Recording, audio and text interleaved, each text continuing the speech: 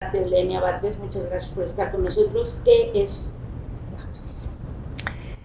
Es un concepto ético fundamentalmente que tiene que ver con valoraciones, es una valoración común que puede significar varias cosas.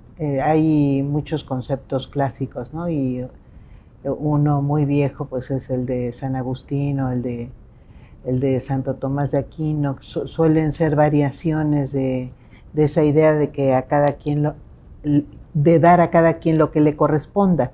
El tema de dar a cada quien lo que le corresponda pues es muy subjetivo. Entonces yo digo, y por eso me gusta más una idea que creo que es muy instintiva de justicia. No podría decir natural, porque en los seres humanos realmente en la convivencia y en la creación de sociedad hay pocas cosas naturales, pero sí instintiva. Los seres vivos solemos tener ese instinto de protección.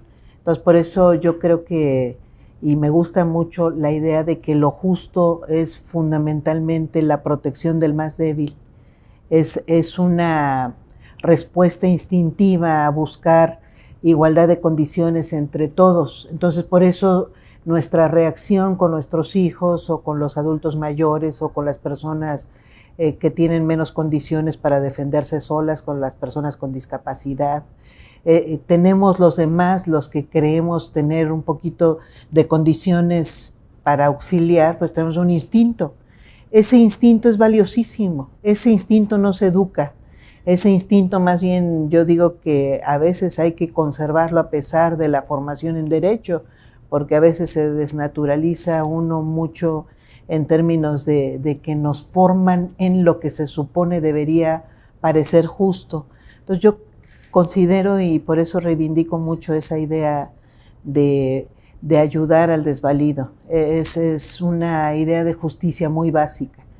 Y creo que los cuerpos de justicia pues deberían también detenerla, reivindicarla, porque eso ayudaría mucho a que se equilibren más las fuerzas sociales.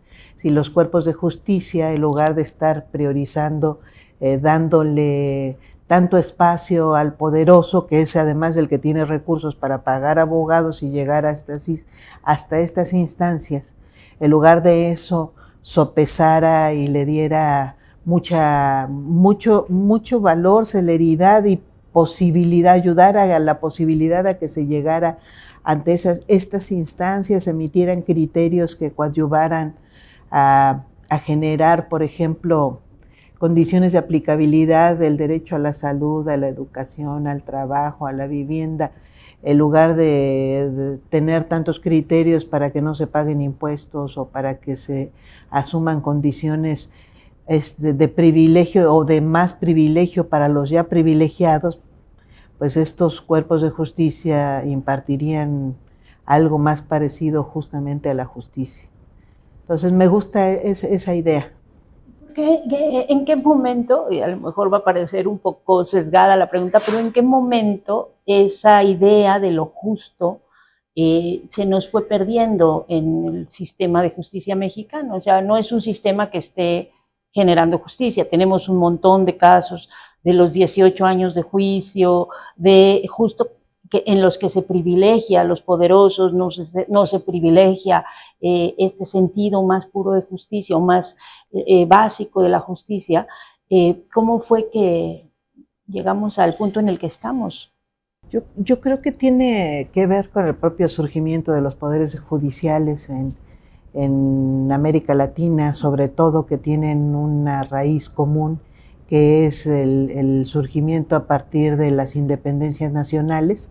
Surgen poderes judiciales muy parecidos a los establecidos en Estados Unidos, porque nuestro modelo presidencialista viene del liberalismo estadounidense. Entonces copiamos esos modelos, y yo digo, en el caso mexicano llevamos 2 siglos sin haberlo adaptado a ninguna condición más moderna, más popular o más democrática. Entonces sucedió que veníamos de regímenes de transición entre la independencia de la colonia española a nuevos regímenes que en su origen no fueron precisamente democráticos, y ahí surgen los poderes judiciales, surgen muy aristocráticos, muy resguardantes de la condición, sobre todo de ese momento que era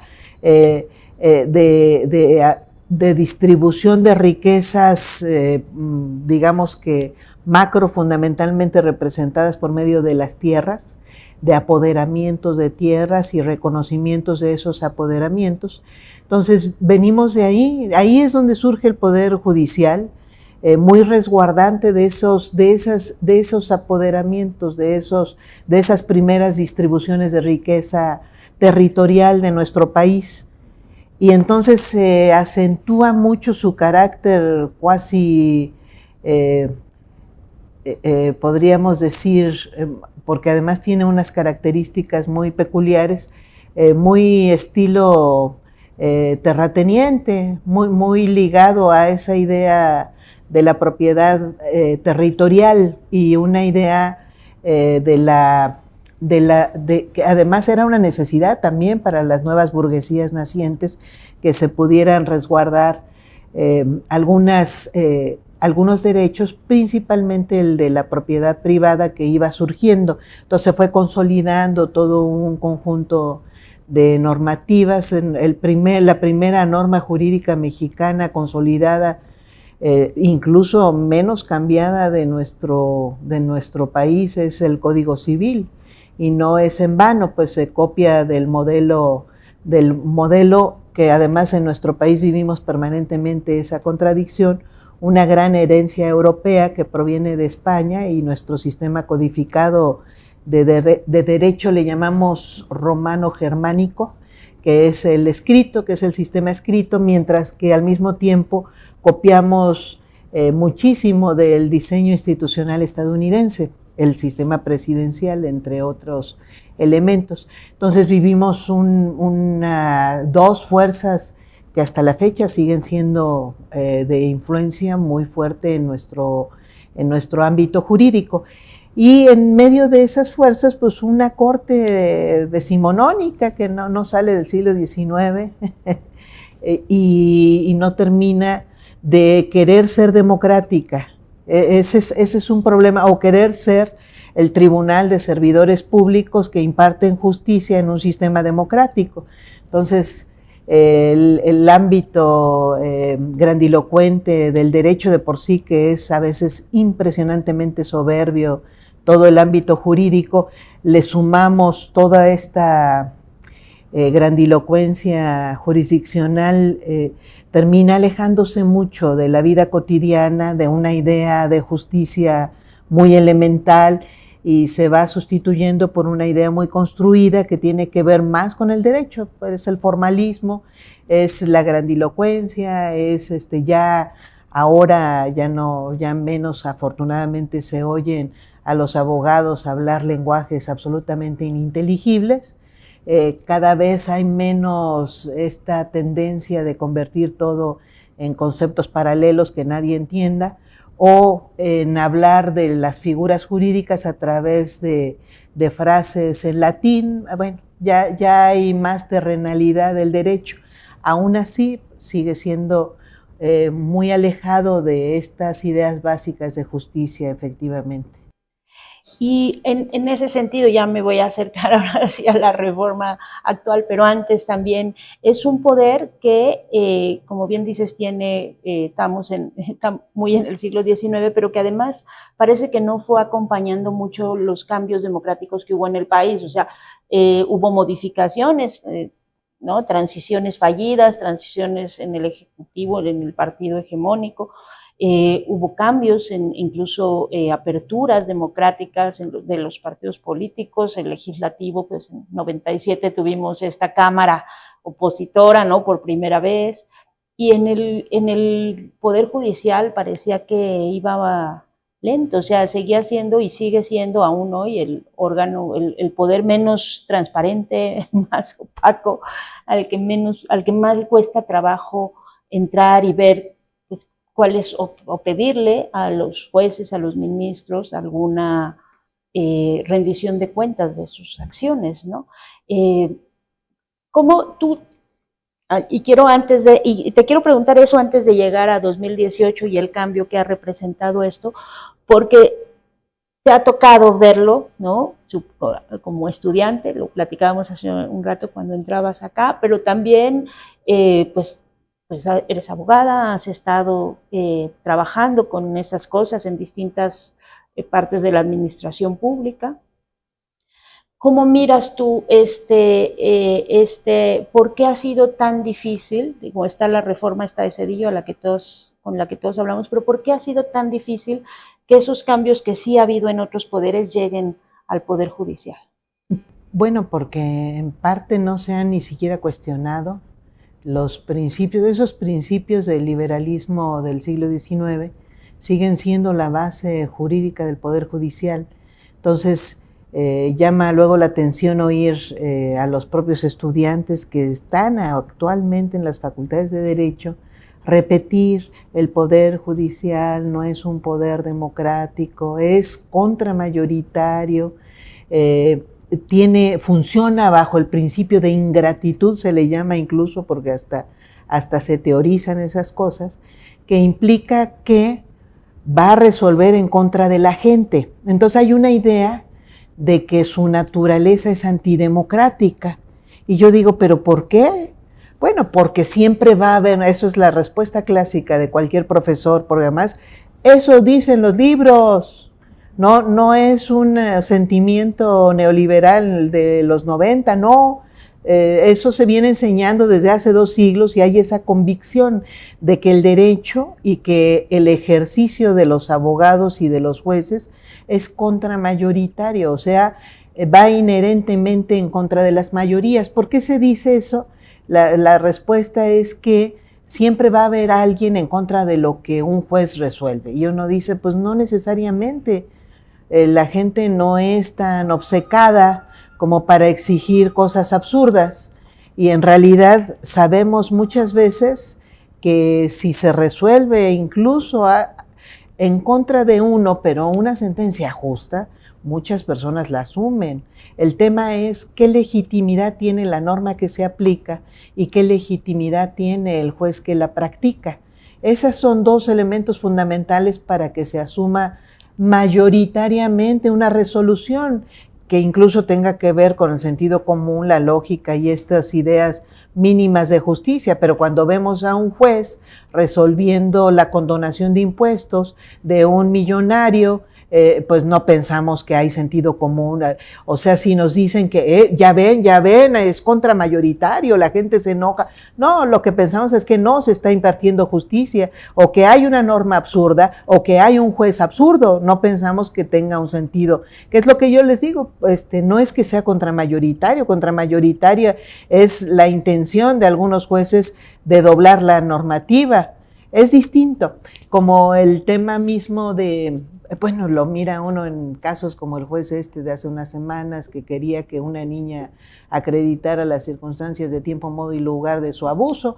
No acreditó la niña. Bueno, si no lo estuvieran grabando, el hombre sostendría su sentencia contramayoritaria.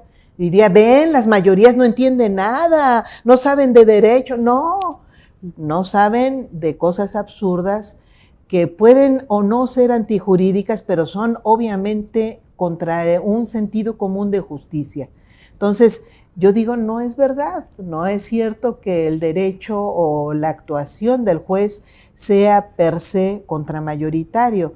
Hay quienes se empeñan en hacerlo contramayoritario violentando la normativa o violentando la conducta básica de ética que debe tener una persona juzgadora, eso es distinto. Pero hay muchísimas sentencias que si se resuelven conforme a derecho, en los términos precisos y además se notifica correctamente, las personas la asumen. O sea, no hay tal cosa como un sentido así.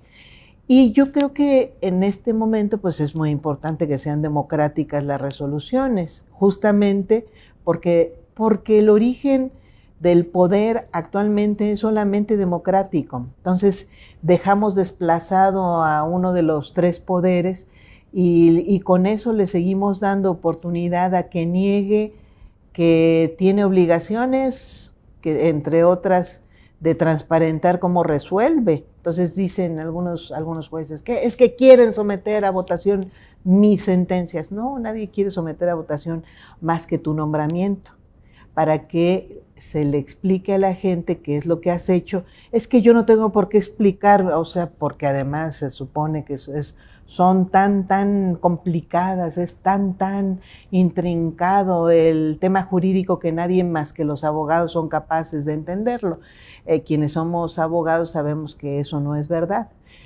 Pero hay quienes se empeñan en hacerlo así de complicado porque en realidad se esconden algunos actos dentro de esa idea de complicación. Entonces, creo que sí se puede transparentar mucho todo el ámbito del quehacer de los jueces y pues obligar a los jueces pues no a someter a votación sus sentencias, sino su quehacer en conjunto. Creo que es la posibilidad de la rendición de cuentas es algo muy básico en un sistema democrático, ¿no? Legítimamente democrático. Es parte de lo que se busca con la reforma, que ahora ya voy a llegar a eso, pero antes quería porque estoy tratando como de llevar o de entender linealmente, cronológicamente, qué ha pasado, qué hace que necesitemos, cómo llegamos a este punto, ¿no? Y entramos a 2018, pues hay un movimiento popular, ¿no? Hay un cambio de gobierno, entra por primera vez un partido de izquierda o una propuesta de izquierda al poder, ahí se plantea esto de una transformación, ¿no? Y esa transformación, bueno, pues tendría que implicar al Poder Judicial, porque es fundamental el Poder Judicial que en los últimos años se ha erigido también como un suprapoder, ¿no? Que está por encima incluso de los otros dos, porque ese es, al final de cuentas, legisla, detiene decretos, o sea, al final de cuentas es como el poder mayor. Y entra esto que muchos o algunos analistas han considerado como, le dicen, el impulso plebeyo, ¿no? De la gente, de quitarle esta carga aristocrática a muchas cosas, entre otras la de la corte. Y en la corte parece que hay como, lo quiero decir así, como una intención, o sea, como un agravio, o sea, parece que es un agravio personal a los ministros y no un entendimiento de que es un poder que tiene que también entrar en un proceso democrático. Pues es que justamente sí pasa eso, pasa que se le dio tanto simbolismo a esta corte como cúspide de los abogados del país, como cúspide de una idea de justicia sin justicia, sino absolutamente ligada en mucho tiempo al positivismo mexicano, a la ley es la ley, diga lo que diga, aunque sea absolutamente inhumana, injusta e improcedente. Pero se le dio muchísimo espacio y claro, pues ahorita quieren virar hacia exactamente el lado contrario en la teoría jurídica, pero en el camino no se ponen en duda las principales bases de ese simbolismo del propio Poder Judicial, de origen aristocrático, meritocrático. Entonces se piensa, y es un problema real, hay quienes lo asumen como un tema personal, no solamente los ministros, también obviamente, y no solamente los jueces y los magistrados, sino quienes tienen en su expectativa, han tenido entre su expectativa en los últimos años llegar a ser jueces o llegar a ser magistrados o llegar a ser ministros, porque se entiende que es un escalafón. Entonces se asciende a otro grado, a otro, y termina siendo el gran reconocimiento de una personalidad. No importa que no sepa brindar un servicio, emita sentencias complicadas o tardías o preferentistas o injustas, pero es el gran reconocimiento a la carrera personal de una persona que a través del mérito, es más, esa frase de, ven, es que yo también vengo de abajo.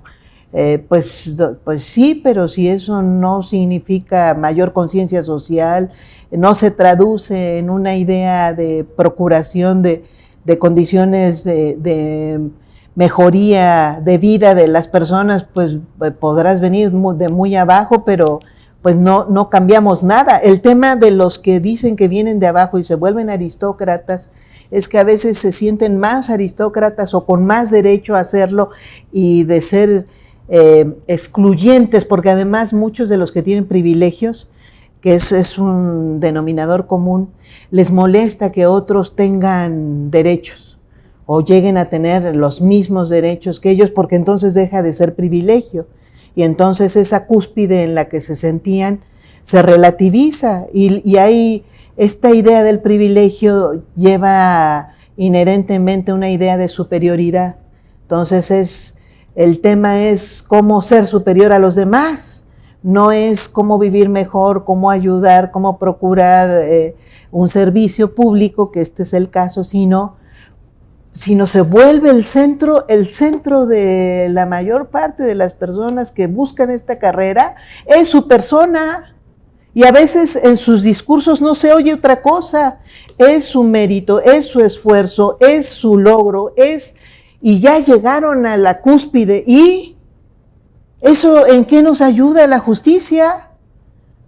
¿En qué gotea abajo? ¿Por qué nos interesa mantener salarios de 590,000 pesos para adorar a alguien que logró llegar hasta allá? No, pues eso no tiene ningún sentido. Y esa aristocracia pues se vuelve muy frágil y se cae por su propio peso cuando uno mira su utilidad. No tiene utilidad, es cara, es ¿cómo se dice? Faramayosa, es fanfarrona, es hueca. ¿Por qué tiene que haber personas que no salen tan caras, brindan poco servicio e impiden que se puedan hacer otras cosas, entre otras ocupar esos recursos en mejor tecnología para que los juicios sean más rápidos, en equipos de trabajo, bueno, y en distribuir las cargas, porque parte del problema de la frustración de esta carrera insensata es que explota a muchos, explota a los que están más abajo, que trabajan como fieras porque tienen esa expectativa de que algún día llegarán a ganar como ministro, y se vuelve el único motivo, la única motivación y la razón de ser de todo un aparato del Estado. A mí me parece eso muy grave, justamente porque termina no teniendo ningún fruto social. Y justo llegamos al punto de esta reforma, ¿no? Se plantea una reforma que, pues, vamos, yo creo que la mayor parte de la gente sabe que es necesario. Quien ha pasado por un tribunal, eso lo he dicho yo muchas veces, o quien ha tenido que ver en algún momento con la justicia, dice sí, por favor, que se reforme algo, porque es una tortura para cualquier persona tener que someterse a un juicio. Pero este juicio plantea esta reforma plantea varias cosas, ¿no? De la que más se habla es de la elección popular de ministros, magistrados, jueces, que ahí, y es una duda que tenemos y que creo que es muy legítima, cómo se podría operar esa elección de tantas personas. Son 1,642 personas. Divididas en 32 circuitos, que es uno por estado. El más grande es el de la Ciudad de México, que tiene cerca de 330 magistrados y jueces. Pero nosotros lo vemos muy sencillo, porque en realidad se pueden, tanto los tribunales colegiados como los especializados, como los juzgados de distrito, como los juzgados federales, no podrían tener candidatos múltiples. Entonces tiene que hacerse una elección por tipo de juzgado. Entonces tiene que haber candidatos para ser juez de distrito en materia penal, candidatos para ser juez de distrito en materia civil, en materia laboral, en materia administrativa, y más los especializados en libre concurrencia, más los magistrados que también tienen especialidad, los tribunales. Y eso nos podría llevar a llenar varias boletas. O sea, no es una cantidad, este es el más grande y es muchísimo más grande que todos los demás. De hecho, tenemos 4 que son Nuevo León, Jalisco, medianos y muy grandes, Estado de México y Ciudad de México. Pero fuera de eso, pues son, en otros circuitos son 20, 30, la mayor parte del país son menos de 20. Entonces no representa ningún problema para hacer las candidaturas. Se propone que sean dos candidatos propuestos para cada cargo a elegir por cada uno de los poderes, o propuestos por cada uno de los poderes. En realidad, por ejemplo, un circuito que tiene 15 jueces y magistrados, pues lo que va a proponer, va a tener una boleta de 3 columnas, podría ser así si las organizan así, digo, no sé cómo vayan a terminar organizándola, pero eso es una posibilidad. 3 columnas de la propuesta del Ejecutivo, el Legislativo y el Poder Judicial, de, si son 15 cargos, pues de 30 candidatos, 30, y se eligen 15, los 15 que hayan tenido mayor votación. Entonces no tiene tanta complicación. En la mayor parte del país son juzgados mixtos. En la Ciudad de México es donde tenemos mayor especialidades, pues se divide la votación en esas especialidades. No pareciera ser imposible. Difícil sería tener la información suficiente de por qué juez o por qué sí, pero pues juzgador vas a elegir. Pues hay que diseñar todo eso, pues no está dicho. A mí me parece que es un buen principio que se prohíba la contratación de televisión o de propaganda, que no se pueda pagar nada de eso. Me parece muy bien porque eso ayuda a que no se necesite dinero. Si no se necesita dinero, pues no hay intereses ilegítimos financiando campañas.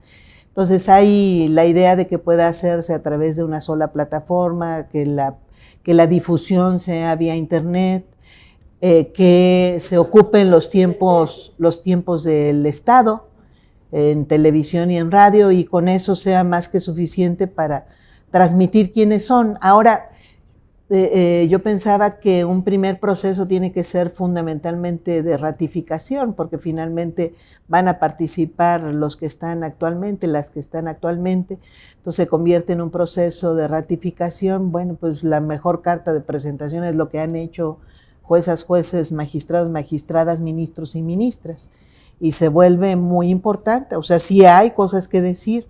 Que las sentencias se van a someter a votación, no, pero por primera vez podríamos estar escuchando por qué se han tomado algunas determinaciones en casos específicos. Que nos cuenten los jueces en esa intrincadísima explicación, que aterricen con los mortales y se dignen a explicarnos por qué se toman determinadas resoluciones. Nos lo merecemos, la sociedad mexicana paga sus salarios.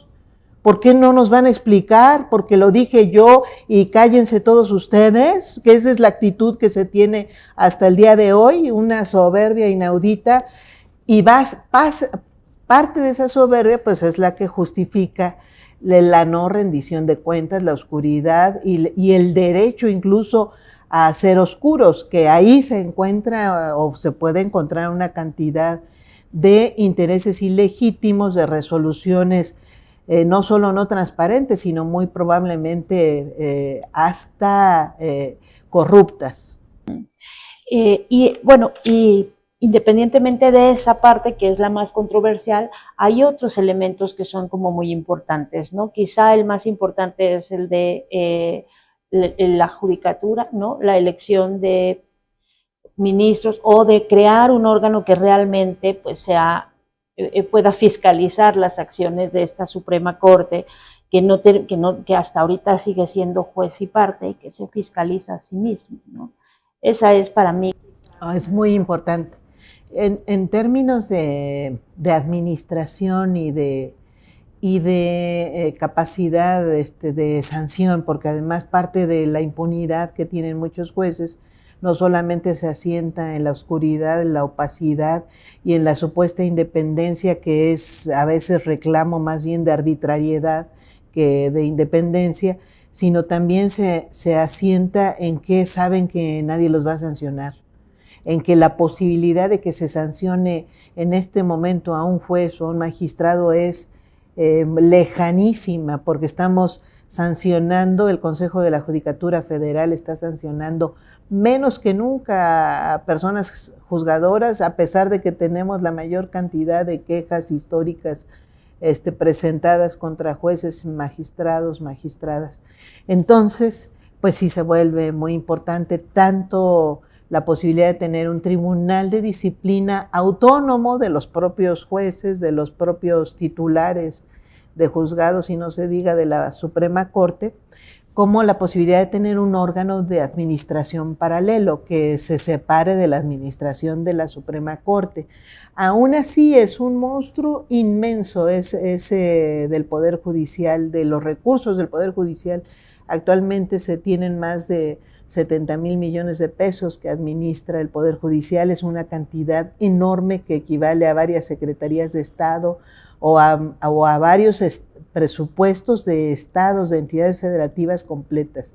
Entonces, una cantidad enorme que pues debe transparentarse, por supuesto, y es muy importante porque la propia reforma, a su vez, reivindica la facultad de la Auditoría Superior de la Federación para auditar, que por cierto la desconoció la Suprema Corte en una jurisprudencia, entonces la está reivindicando, y así tenemos un órgano independiente del Poder Judicial auditando recursos, un órgano independiente de los jueces, aunque parte del Poder Judicial, sancionando la conducta de jueces, magistrados y ministros, que hasta hoy nadie sanciona, y tenemos al mismo tiempo otro órgano distinto que está ejecutando sobre todo los procesos de licitación, las compras, todo lo que implica el pago de los salarios, que son el grueso de los gastos que hace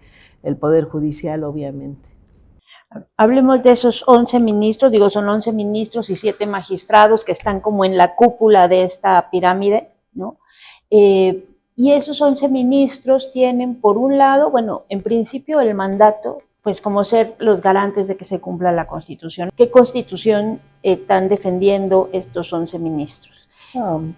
Esa es una. Y la otra, una cosa que también, de la que también has hablado, que tiene que ver con las prioridades que tienen los ministros. Es este tema de cuáles han sido sus apuestas, a qué casos han recibido, qué casos han resuelto, cuáles son los temas que más le importan a los ministros de esta Corte, porque pues no son precisamente los de la gente más necesitada. La Constitución, con todos los parches neoliberales que le hicieron, resguarda todavía muchísimo de su espíritu social, porque finalmente tiene una riqueza que se mantuvo en el artículo 3, en el artículo 27, en el artículo 123, con todo y que fue el más lastimado porque es el de los derechos de las personas trabajadoras. Pero tiene un artículo 4 en el que se han introducido por lo menos 8 derechos sociales nuevos, entre ellos el reconocimiento del derecho humano al agua, el reconocimiento de estas pensiones no retributivas, no contributivas, el derecho o algunos derechos, incluso el derecho al medio ambiente sano, que se reconoce como un derecho social, o el derecho a la salud. Todos estos derechos han sido ya condensados en el artículo 4 constitucional, son nuevos derechos sociales, o sea, nuestra Constitución los reconoce, además de otros derechos individuales que son muy importantes en términos de desarrollo de las personas. Entonces, pues no es una Constitución que deje en el desamparo a la gente, sino más bien una Constitución que necesita un conjunto de normativa que articule esos derechos.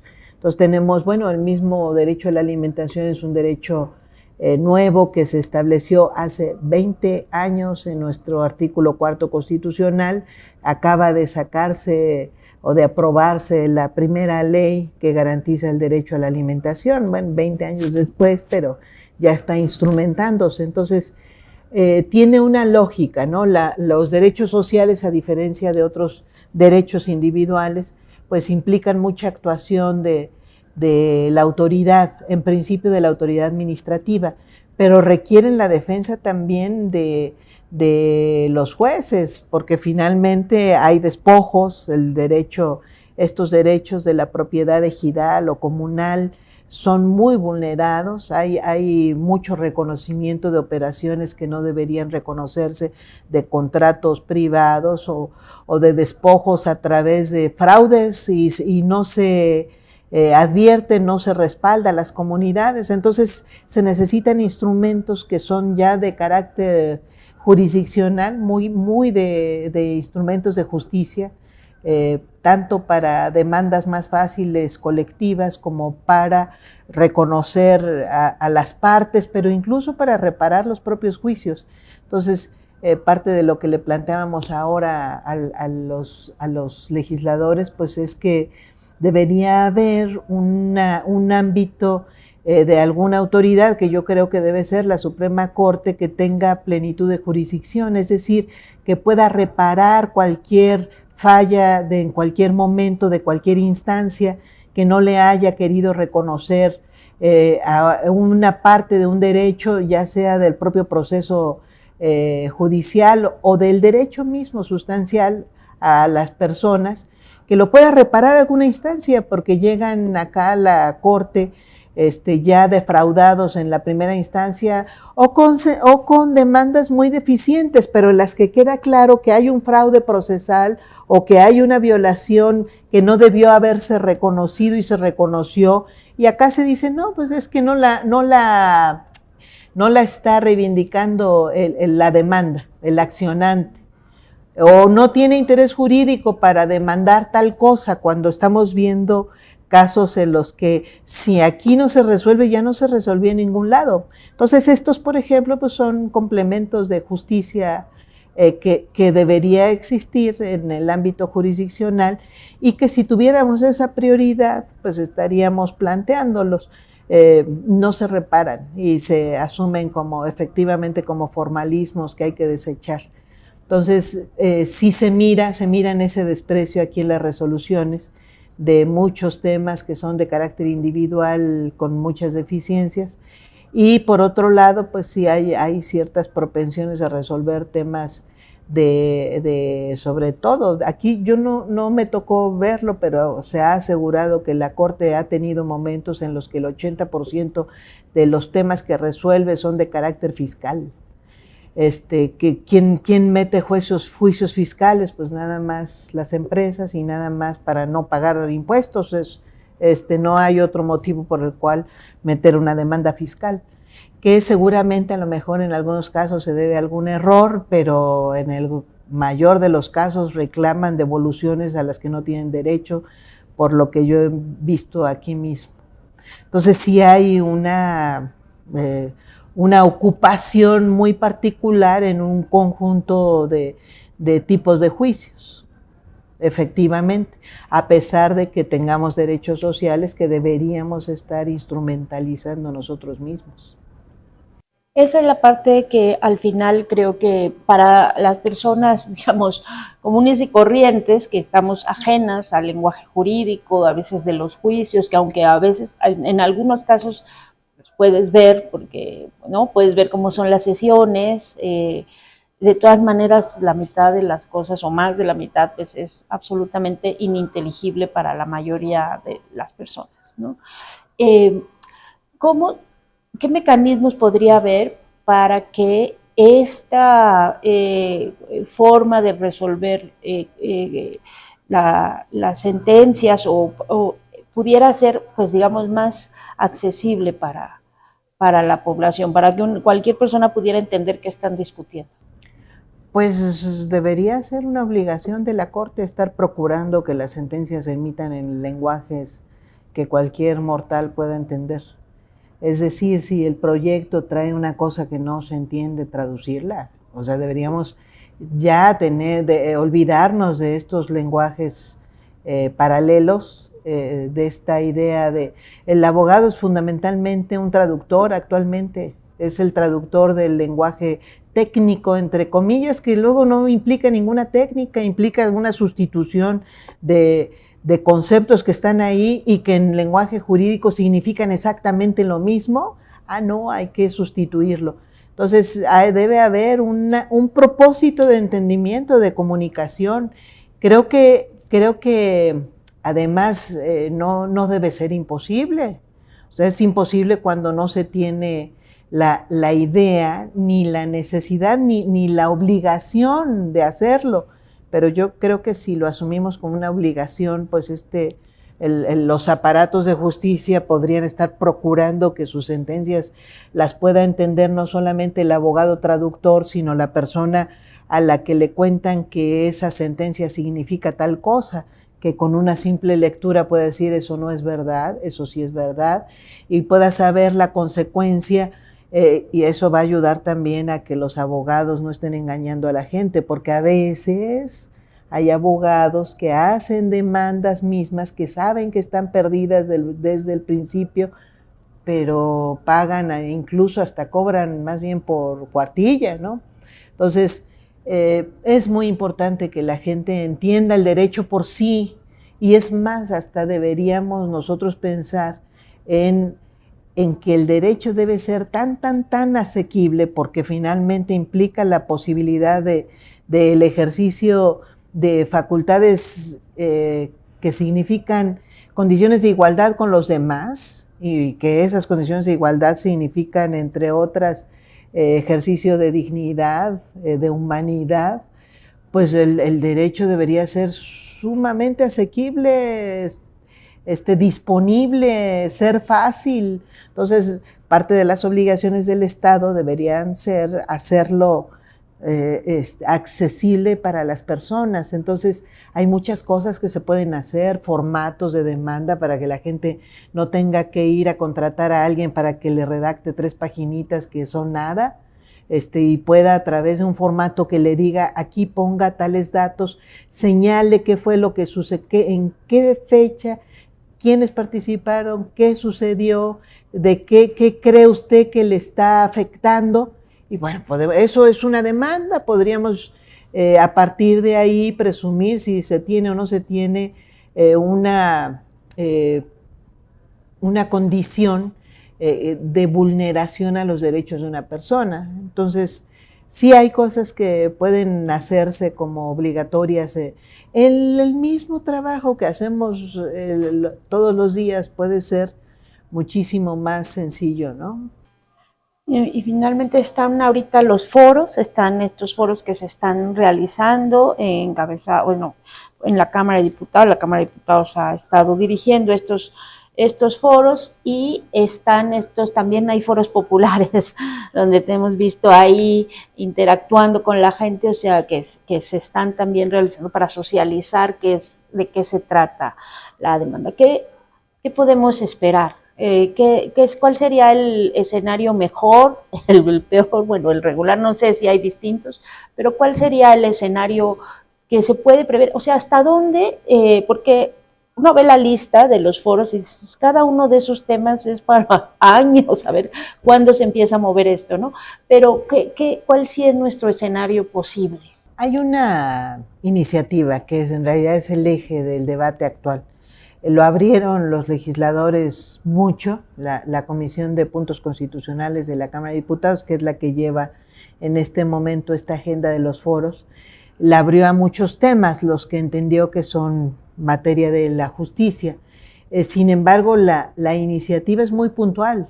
La iniciativa tiene 3 temas básicamente, que es la elección de jueces, juezas, ministros, ministras, magistrados, magistradas, el tema de la separación del Consejo de la Judicatura básicamente en 2 órganos, y el tema de las remuneraciones, hacer por fin cumplible, porque el Poder Judicial es el único de los tres poderes que está violando en este momento el límite constitucional establecido en el artículo 127, fracción segunda, hace 14 años, y lleva 14 años violándolo. No solamente los ministros, los jueces, los magistrados, los y las, sino también los altos funcionarios. Entonces, en total son más de 2.300 funcionarios que están ganando actualmente más que el presidente de la República. En un cálculo muy rápido que hicimos, eso significa más de 25,000 millones de pesos al año. El excedente que podría bien financiar, por ejemplo, unos comicios que dicen que salen muy caros, bueno, pues puede financiarlos perfectamente bien este excedente que indebidamente se les paga a todos estos funcionarios. Entonces, es muy importante, estos tres objetivos en realidad son muy chiquitos, es una reforma pequeñísima. Lo que pasa es que tiene un altísimo impacto porque finalmente toca a las cabezas, que además en una lógica de que las cabezas son las primeras que obstruyen los cambios, pues no está mal que las cuestionemos y que se queden las que estén dispuestas a someterse a un país republicano que racionaliza los recursos y está preocupado porque el Poder Judicial sea un servicio público y no un escaparate de autoadoración, o sea, que un poquito o un mucho actualmente sucede. Pues muchísimas gracias, Lenia. No sé si ustedes tienen alguna cosa por qué preguntarle, no sé si quieres agregar algo. Yo agrego una cosa, creo que hay efectivamente un siguiente nivel de reforma, que después de esta implica que se abra una reforma de la justicia ya en todos sus ámbitos. Una parte es la de los ministerios públicos, que se les olvidó en la reforma de justicia penal de 2008 a 2016, que gastó una cantidad infinita de recursos y que modificó muy pequeña, apenas de manera cosmética, los ministerios públicos. Bueno, digamos que debimos haber empezado efectivamente por ahí. Otro es el tema de los derechos sociales. Esta instrumentalización requiere varias reformas. Y otro es el tema de la división de poderes. Hay algunas facultades que deben equilibrar mejor a los tres poderes de la Unión para que ninguno invada a otro y vivamos un equilibrio de poderes en vez de una supremacía judicial. Son parte de los temas que creo que son de un siguiente nivel de reformas. Es decir, no pensemos que esta es la reforma al Poder Judicial. Es muy importante y es la principal, es la base para que puedan reformarse lo demás.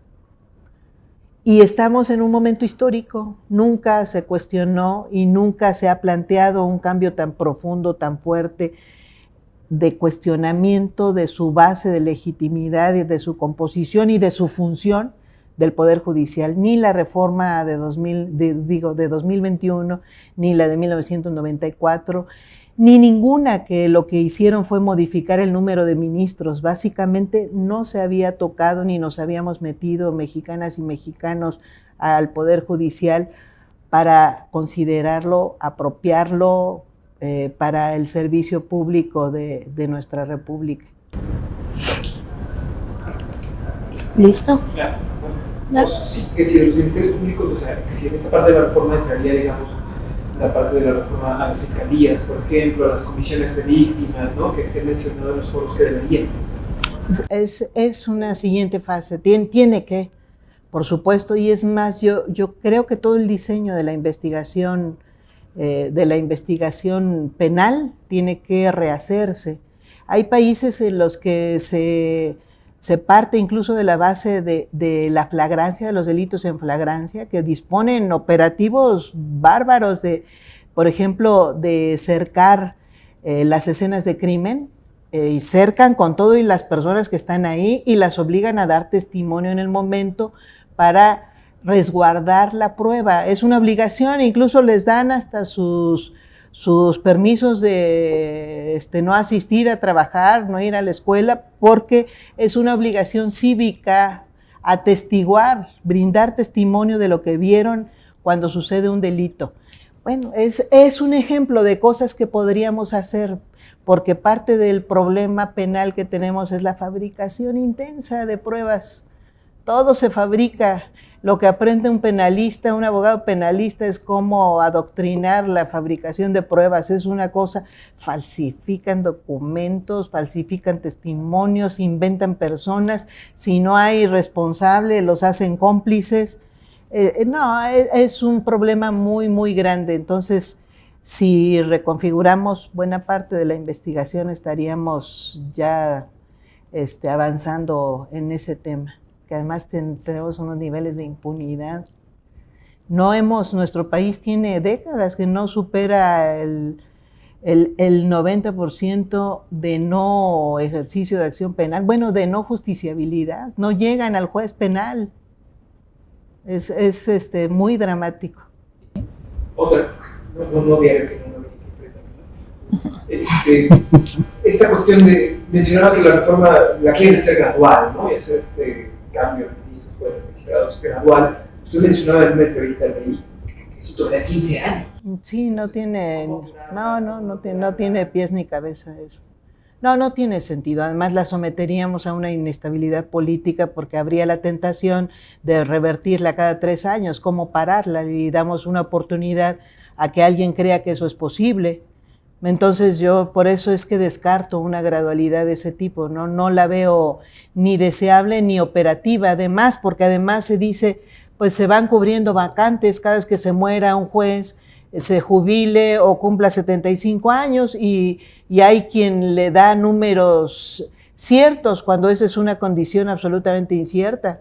¿Cuántos toca renovar este año? Pues tantos por cada circunstancia. Se vuelve absurdo eso, no tiene pies ni cabeza, y más bien el mensaje debe ser de mucha certidumbre. Avanzamos en este esquema y seguiremos en un esquema cierto, porque si no generamos más problema que una reforma que le ponga, que si va a avanzar en este procedimiento de elección, que es lo que más les simbra a muchos, que dé garantías, las garantías suficientes de los perfiles, de los mecanismos de propuesta, de la forma de la periodicidad de las elecciones, que las organice bien. No tenemos por qué hacer cosas efectivamente mal diseñadas. Somos muchos, podemos diseñarlas bien, pero eso no significa que se vayan al infinito y más allá, porque no ayudan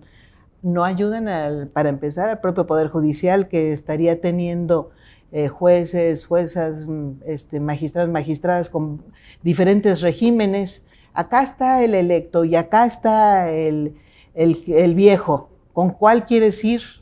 Pues hasta de tema de posible corrupción. Ya con eso, ¿verdad? Muchas gracias, muchas gracias.